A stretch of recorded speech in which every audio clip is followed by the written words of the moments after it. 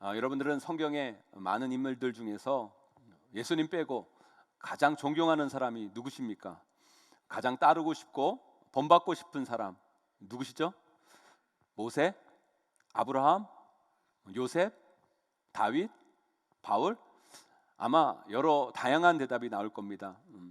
그런데요, 여러분들이 저에게 목사님은 성경의 많은 인물들 중에서 가장 존경한 사람이 누구십니까? 물어보시면 저는 뭐라고 대답할 것 같습니까? 여호수아, 에레미야, 엘리야, 베드로? 저는요, 솔직히 없어요. 솔직히 없습니다. 아니, 목사님이 성경에 존경하는 사람이 없다니 말이 됩니까? 하실 분들이 계실지 모르겠는데요, 저는요 진짜 없어요. 사람은요 다 거기서 거기에요. 모든 면에서 존경받을 만한 사람 이 세상에는 없어요. 우리가 몰라서 그렇지 아무리 뛰어난 위인들도요 뒷조사를 다 해보면요 존경할 수 없는 행동들, 잘못들이 다 나오게 되어 있어요. 위인전은 그런 거는 다 빼고 좋은 것만 쓰니까 사람들이 그 사람을 칭송하고 와 하는 거죠. 그 사람의 모든 면을 다 알면 사람은 결코 존경의 대상이 될 수 없음을 우리는 알게 됩니다. 그래서 저는 말씀이 참 좋아요. 말씀에는요 다 적혀 있어요. 아브라함의 훌륭한 면도 적혀 있고, 그리고 아브라함의 찌질함도 성경에는 기록되어 있어요. 아니, 남자가 여러분 존심이 있지 지 살려고 아내를 다른 사람들에게 내어줍니까? 그런 사람을 우리가 어떻게 존경해요? 오늘 말씀에 나오는 다윗, 다 괜찮아 보여도 그 인생에 치부가 있잖아요. 자기를 따르는 신하를 죽이고 그의 아내를 취하는 정말 나쁜 사람 아닙니까? 아니, 이런 사람을 어떻게 존경할 수 있겠어요? 그런데요, 또 너무 성경을 이렇게만 읽으면 우리가 인간에 대한 회의론에 빠질 수가 있어요. 정말 따를 사람이 없네, 존경할 사람이 없네, 사람들이 다 거기서 거기네. 그런데요, 또 저는 성경을 그렇게만 보지는 않아요. 사건별로, 사안별로 봐요.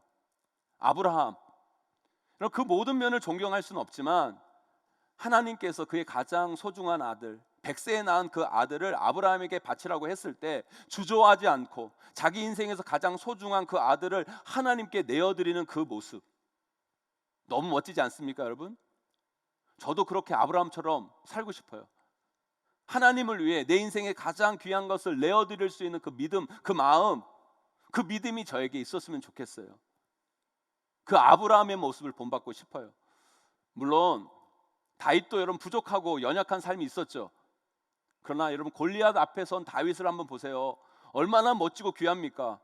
그 두렵고 무서운 골리앗 앞에서 사람들이 다 벌벌 떨고 있는데 주눅들지 않고 너는 칼과 창과 단창으로 내게 나아오거니와 나는 만군의 여호와의 이름, 내가 모욕하는 이스라엘 군대의 하나님의 이름으로 내게 나아가노라. 여호와의 구원하심이 칼과 창에 있지 아니함을 이 무리에게 알게 하리라. 너무 멋지지 않습니까, 여러분? 저는 이 험한 세상을 살아가면서 이런 담대함, 이런 용기, 이런 믿음이 저에게 있었으면 좋겠어요. 세상 살면서 아무리 두렵고 무서운 일이 내게 엄습하고 나를 위협한다 할지라도 하나님을 믿는 믿음으로 여호와의 구원하심이 돈과 권력에 있지 아니함을 이 세상 가운데, 이 무리 가운데 알게 하리라. 너무 멋지지 않습니까, 여러분? 우리가 다 사람을 절대적으로 칭송할 수는 없지만 이 사람들 삶의 곳곳에 우리가 존경할 만한 요소들이 분명히 있어요. 그것을 보고 그것을 닮아라 가려고 하는 것, 이것이 말씀을 읽는 우리의 자세여야 한다는 거예요. 야복 강가에서 그 하나님의 축복을 받으려고 씨름하고 있는 그 야곱, 이스라엘 백성을 이끌고 그 광야를 헤쳐나가는 그 모세, 바알의 선지자들과 담대히 싸우는 엘리야, 생명 다해 복음 전하는 바울. 저는요 이 성경을 읽으면서 누구 한 사람을 절대적으로 존경하는 게 아니라 이 사건별로, 사안별로 그 사람의 존경의 모습을 말씀에서 찾고 그것을 배우고 따르고, 그게 좋더라고요. 그래야 우리의 삶이 더 풍성해지고 더 넓어질 수가 있는 거예요.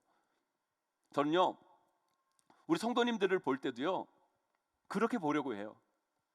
죄송한 말씀이지만 여러분들을 전체적으로 다 보면요 제가 존경하고 사랑할 만한 분 여기 없어요.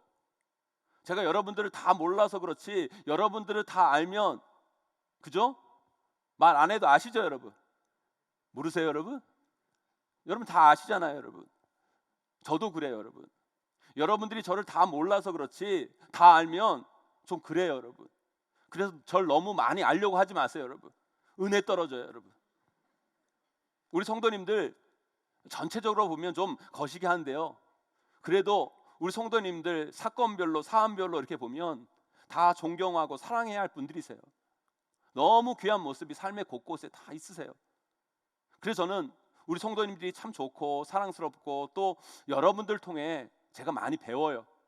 너무 귀하고 좋고 존경스러운 분들이 우리 교회에 많으세요. 그래서 제 목회가 행복합니다. 여러분들도 이 사람들을 이렇게 볼 때요, 그 사람을 너무 절대시하지 마세요. 그 사람을 절대시해서 사람한테 상처받았다고 그러고 실망했다고 그러고, 원래요 사람들은 다 실망을 주는 거예요.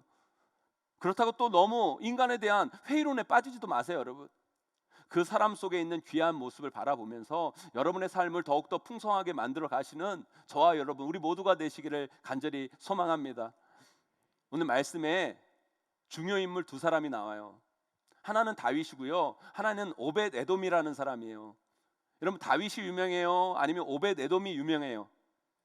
우리가요 다윗은 다 알고 옥돔은 들어봤어도 여러분 오벳 에돔은 처음 들어보시잖아요, 그죠? 다윗 얼마나 유명한 사람이고 얼마나 대단한 사람이고 많은 사람의 존경을 받는 사람이 다윗입니까? 그런데요, 저는 오늘 말씀의 사건에 있어서만큼은요 다윗보다는 오벳에돔의 삶의 길을 선택하고 싶고 그 길을 가고 싶어요. 오늘 말씀의 사건에서는요 다윗보다 오벳에돔이 훨씬 더 훌륭한 사람이라는 생각이 들어요.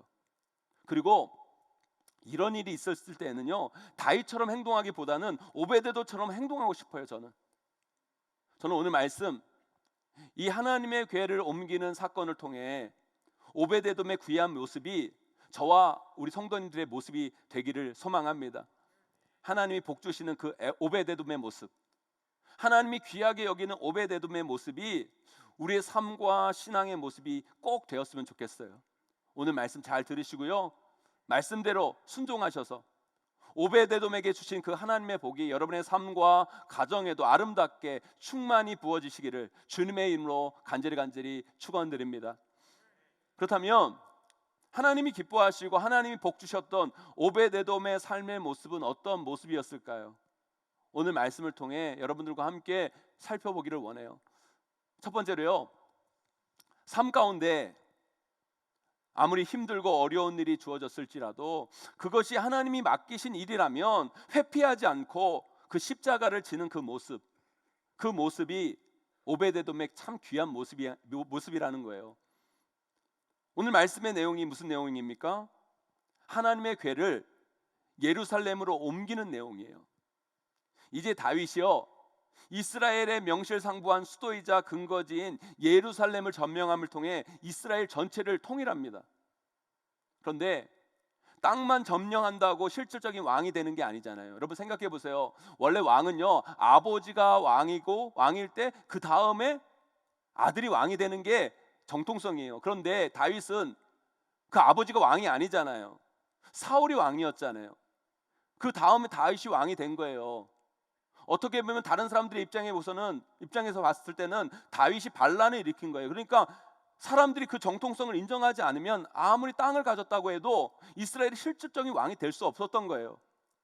그래서 지금 다윗에게 필요한 건 뭐냐면 이스라엘 백성들이 다 인정할 만한 권위가 그 왕권에 주어져야 되는 거예요. 그런데 이스라엘에 있어서 그 권위가 주어지려면 어떻게 됩니까? 하나님이 함께 하신다는 뭔가가 다윗에게 있어야 되는 거예요. 그래서 다윗이 하나님의 임재의 상징인 하나님의 궤를 예루살렘으로 가지고 오려고 하는 거예요. 그런데 그 하나님의 궤를 어떻게 가지고 오는지 여러분 한번 보세요. 우리가 읽은 1절에서 5절까지 그 장면이 나오는데요, 일단 이스라엘 사람 3만 명을 모아요. 그 3만 명을 모아서 그 하나님의 궤가 오는 것을 다 지켜보게 합니다. 한마디로 백성들 앞에서 내가 이런 사람이다 라는 것을 보여주고 싶은 마음이 다윗에게 있었던 거예요. 그리고 그 궤를 수레에 싣고 악기와 수금, 비파, 소고로 연주하면서 하나님의 궤를 가지고 오는 거예요. 지금으로 말하면 이 카퍼레이드를 하는 거죠. 사람들을 엄청 불러 모으고 멋진 자동차 빌려가지고 하나님의 계를 거기다 싣고 브라스 밴드 연주와 함께 지금 예루살렘으로 하나님의 계를 가지고 오는 거예요. 그런데 여러분, 하나님의 계를 가지고 오는 이 다윗의 모습이 참 잘한 것 같죠. 하나님을 사랑하고 하나님의 계를 귀하게 여겨서 다윗이 그렇게 하는 거니까 참 훌륭한 것 같죠. 물론 그런 면이 없지 않은 것도 아니에요. 분명 하나님을 사랑하고 하나님의 임재를 상징하는 하나님의 계를 가지고 오고 싶은 그 귀한 마음이 다윗에게 있었던 건 사실이에요. 근데 문제는 뭔지 아세요, 여러분? 그게 자기 열심이었다는 거예요. 자기를 과시하고 사람들에게 자신이 인정받기를 원하는 마음이 컸다는 거죠. 왜 교회에도 그런 분들 계시잖아요. 정말 열심인 분들. 신앙생활도 열심, 봉사도 열심, 좋죠, 귀하죠. 열심히 하는 거 얼마나 좋아요. 그런데요, 그게 자기 열심이 되면 안 된다는 거예요. 그게 자기 과시가 되어서 사람들에게 인정받으려는 욕구에서 비롯된 것이면 더더욱 안 돼요. 그러다가 큰 사고 나는 거예요. 하나님의 일은 그렇게 하는 것이 아니라는 거죠. 다윗의 이 행동이 왜 자기 열심, 자기 과시인 줄 아세요, 여러분? 그 열심에 하나님의 말씀이 빠져 있었기 때문이에요. 우리 민수기 4장 15절 말씀 함께 읽어보도록 하겠습니다. 함께 있습니다. 시작. 진영을 떠날 때에 아론과 그의 아들들이 성소와 성소의 모든 기구 돕는 일을 마치거든 고앗 자손들이 와서 맬 것이니라. 그러나 성물은 만지지 말라. 그들이 죽으리라. 회막 물건 중에서 이것들은 고앗 자손이 맬 것이며. 아멘. 하나님의 궤는요, 수레에 싣고 가는 게 아니에요. 민수기에 분명히 기록되어 있잖아요. 사람이 매라. 그것도 레위 자손들 중에 아무나 매는 것이 아니라 그것도 고앗 자손만 메고 갈 수 있다. 분명히 성경에 기록되어 있어요. 그런데 나름 열심을 낸다고 자기를 과시한다고 하나님 말씀대로 한 게 아니라 자기 있어 보이려고 하나님의 궤를 수레에 싣고 간 거예요. 그러다가 어떤 일이 벌어져요? 수레에 싣고 가다가 소가 뭘 봤는지 놀라가지고 수레가 막 흔들리는 거예요. 수레가 흔들리니까 하나님의 궤가 쓰러지려고 하죠. 그러니까 우사가 하나님의 궤를 붙잡는 거죠. 그래서 어떻게 됩니까, 여러분? 그 자리에서 즉사를 하는 거예요. 근데 보세요, 민수기 4장에서 뭐라고 그래요? 만지지 말라. 분명히 만지지 말라고 한 거예요. 그 말씀을 안 지킨 거죠. 왜 이런 사단이 일어났어요? 말씀대로 사람이 매지 않고 고앗 자손이 매지 않고 폼내 보이려고 수레에 싣고 가다가 그런 불행이 생긴 거예요. 이것을 통해 하나님은 지금 다윗의 잘못된 열심을 깨우치고자 하신 거예요. 사랑하는 성도 여러분, 우리가 뭐든지 열심히 해야죠. 여러분 인생 열심히 사셔야 돼요. 하나님 사랑도 열심히 하셔야 되고요, 영혼 사랑도 열심히 해야죠. 그러나 여러분, 말씀이 빠진 열심, 말씀이 빠진 사랑, 그거 여러분 인생에서 큰일 나는 거예요. 여러분 인생 열심히 사셔야 돼요. 그러나 여러분 하나님 말씀이 빠져서 여러분의 삶의 방향이 잘못되었는데 그냥 열심히 내면, 열심히는 살았는데 나중에 아무것도 남지 않는 그런 영적인 저주의 인생이 여러분의 인생이 될 수 있는 거예요. 여러분 기억하셔야 돼요. 열심도 중요하지만 말씀이 여러분 삶 가운데 그 열심을 이끌어야 돼요. 내 안에 말씀은 사라지고 그 열심으로 나를 드러내고 나를 과시함을 통해 사람들의 인정을 자꾸 받으려고 하면 그 열심이 오히려 우리를 망가지게 하고 우리 삶에 영적인 사고가 일어난다는 거죠. 그래서 우리는 늘 점검해야 돼요. 내가 말씀과 함께 가고 있는가? 내 삶의 열심이 이 말씀에 기초한 열심인가? 내 신앙생활에 말씀은 빠져 있는 채 자기 만족, 자기 위안으로 머물러 있지 않는가? 다윗이 하나님의 궤를 가지고 오는 모습 속에서 우리가 흔히 저지르기 쉬운 삶과 신앙의 오류를 우리는 발견하게 돼요. 이번 주에 우리 교회 임직식이 있는데요, 글로리 센터에 와서 첫 번째 하는 임직식이라 더 뜻깊은 임직식인데요, 이번 주 임직하신 분들은 꼭 기억하셔야 돼요. 여러분들은 누구보다도 이제 그 직분을 받고 더 교회를 위해, 성도들을 위해 헌신하고 열심을 내셔야 돼요. 직분자의 자리는 열심히 섬기는 자리지 대우받는 자리가 아니에요. 더 충성하시고 더 열심을 내셔야 돼요. 그러나 그것이 자기 열심, 자기 만족이 되면 안 돼요. 늘 말씀과 함께 가야 돼요. 말씀을 잃어버린 열심은 오히려 교회에 부담을 주고 그 열심이 교회를 흔들리게 만드는 거예요. 교회 문제는요, 새 가족이 일으키는 게 아니에요. 저 같은 목사를 비롯한 직분자들이 만들어내는 이유가 바로 거기에 있어요. 열심을 내는데 열심히 하나님의 말씀과 동떨어지니까 그 열심 때문에 문제가 생기는 거죠. 그래서 우리는 우리 삶에서나 신앙에서나 열심을 내되 말씀이 기준이 돼요. 말씀의 방향을 놓치지 않고 나아가는 삶과 신앙, 그것이 여러분 인생에서 중요한 것임을 여러분 꼭 깨달으시기를 주님의 이름으로 간절히 소망합니다. 오늘 말씀에서 이 다윗의 열심이 또 자기 열심, 자기 위안이라는 것을 우리가 어떻게 알 수 있어요, 여러분? 우리 오늘 말씀 9절 10절 말씀 함께 읽어보도록 하겠습니다. 함께 읽습니다. 시작. 다윗이 그날에 여호와를 두려워하여 이르되 여호와의 궤가 어찌 내게로 오리요 하고 다윗이 여호와의 궤를 옮겨 다윗의 자기에게로 메어 가기를 즐겨하지 아니하고 가드 사람 오베데돔의 집으로 메어 간지라. 아멘. 아니 보세요, 여러분.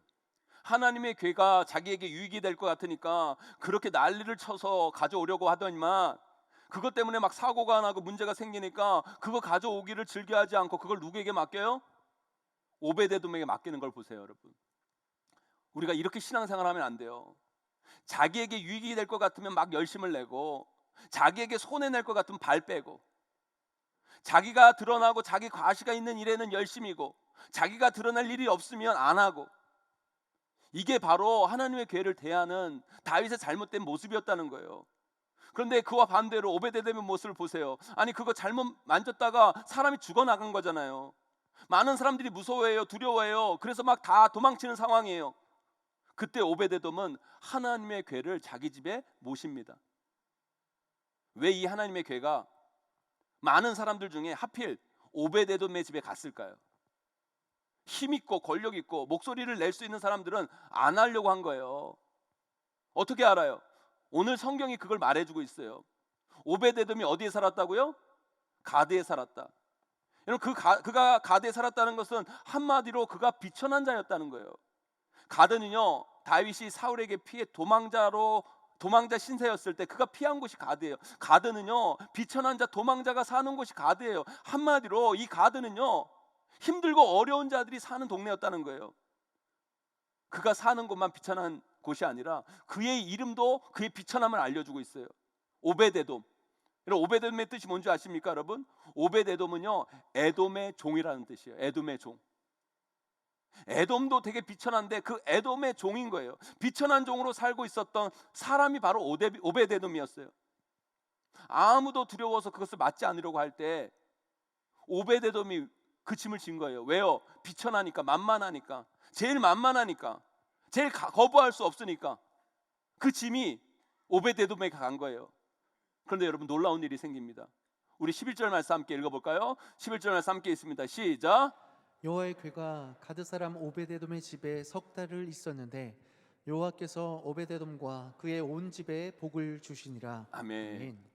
그 비천한 자가, 많은 사람들의 천대를 받았던 그의 가문이 아무도 맞지 않으려고 하는 하나님의 궤를 떠안음을 통해 하나님의 그 놀랍고도 크신 은혜와 복을 받아요. 그의 신분 자체가 이제 달라지고 그의 가문이 존귀한 가문으로 우뚝 세워지게 되는 거예요. 사랑하는 성도 여러분, 우리가 인생을 살다 보면 이럴 때가 있어요. 진짜 나는 맡고 싶지 않은데 어떤 일이 맡겨진 일들, 정말 나는 하기 싫은데 할 수 없이 해야 되는 그런 일들이 우리 인생 가운데 찾아와요. 왜 그런 분들이 있잖아요. 진짜 나는 저런 남편 만나고 싶지 않았는데, 그죠 여러분? 왜 내 뱃속에서 저런 자식이 내 왜 뱃속에서 태어났을까? 내가 상상했던 자식은 저런 자식이 아니었는데, 그리고 나도 좀 폼나고 좀 대우받는 그 일을 하면 좋았을 텐데 왜 하필 나에게 이렇게 천한 일이 주어졌을까?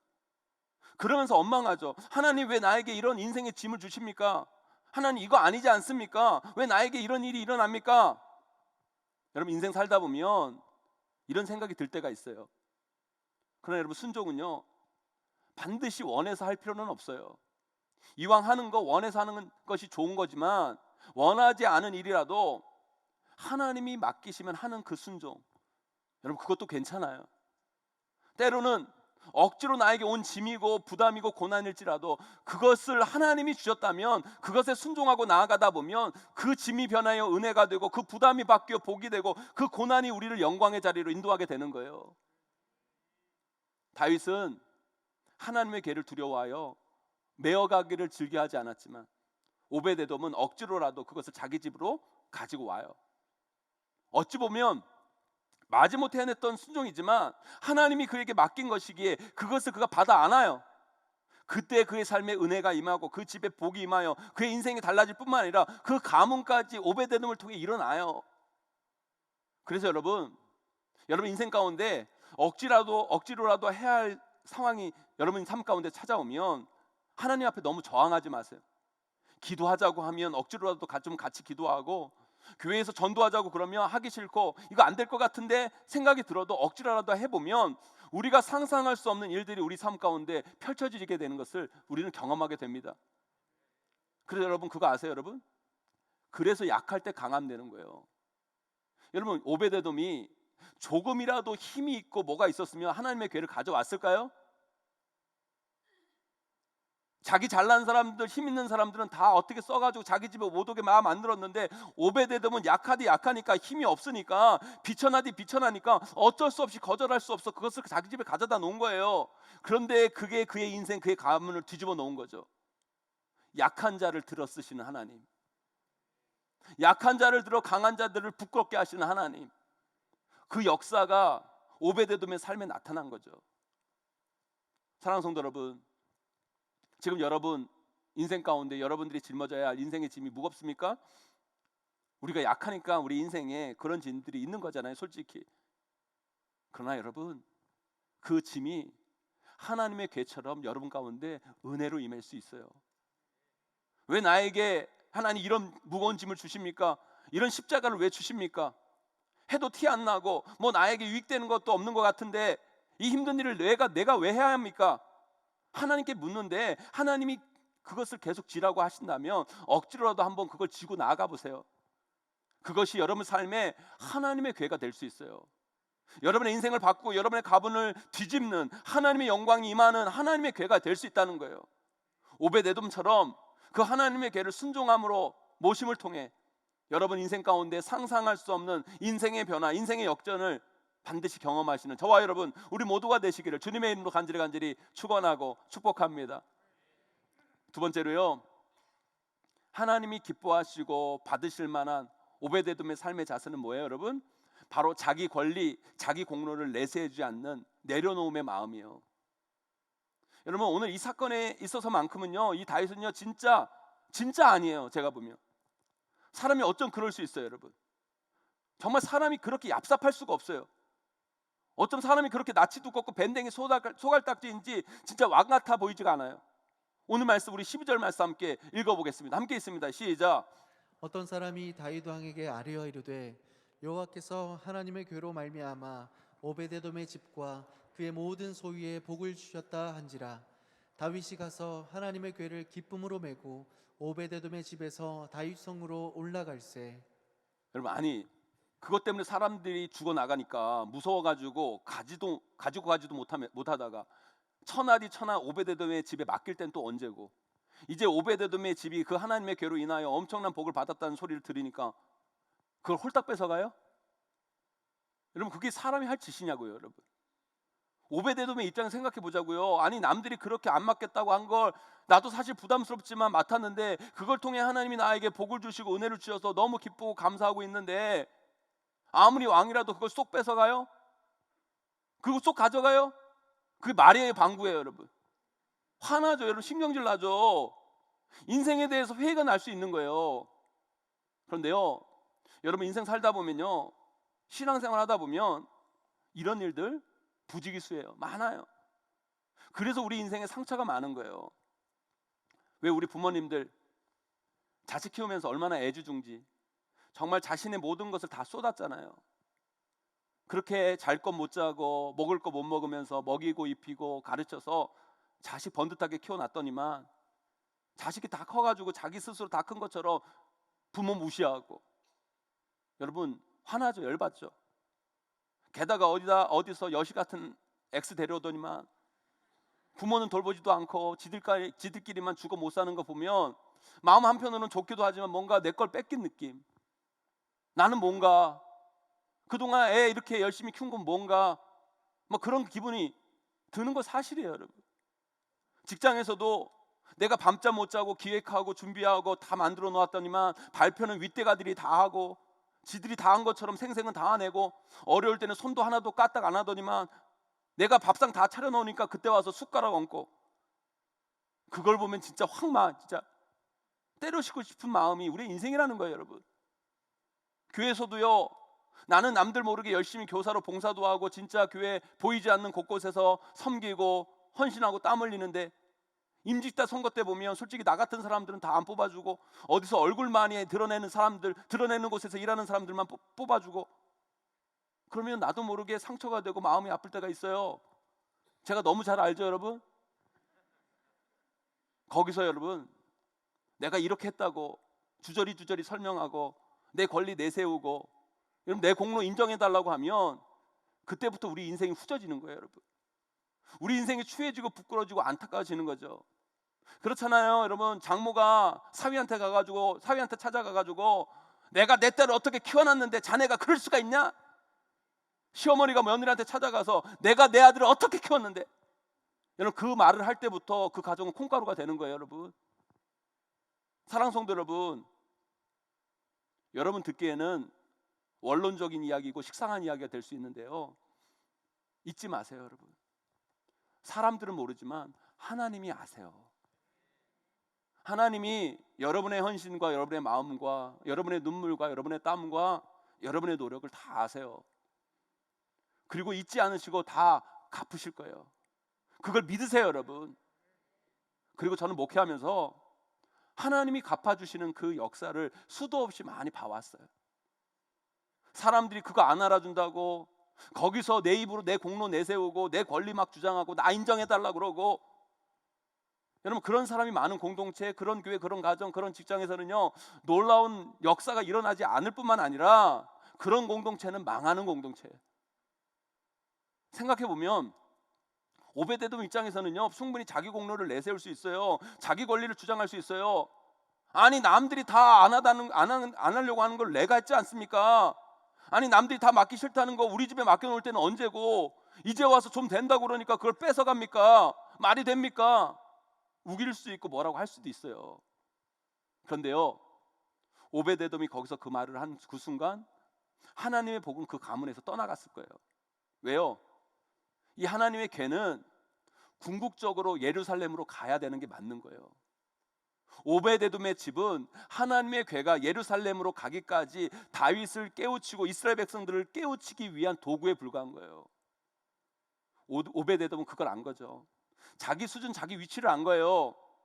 그리고 그걸 순순히 다윗에게 내어주죠.